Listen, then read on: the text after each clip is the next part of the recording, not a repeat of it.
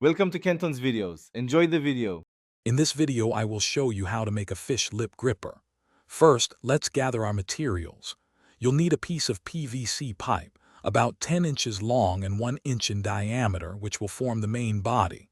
Next, find a sturdy spring, crucial for the gripping action. Also, grab a strong 2-foot-long cord for the handle. These simple items are the foundation for your effective homemade gripper. Now, let's prepare the PVC pipe.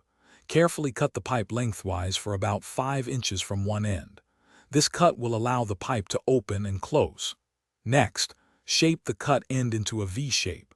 This forms the actual gripping jaws. Remember to smooth any rough edges with sandpaper to prevent injury.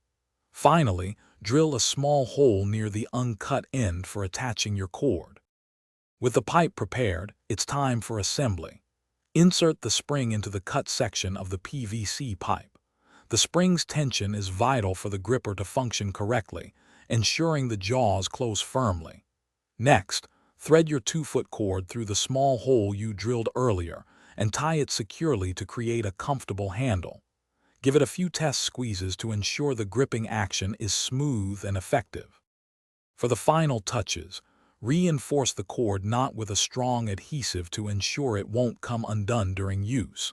Consider adding a wrist strap to the cord for extra security, preventing accidental drops. Before heading out, practice using your new gripper on a safe object to get a feel for its operation.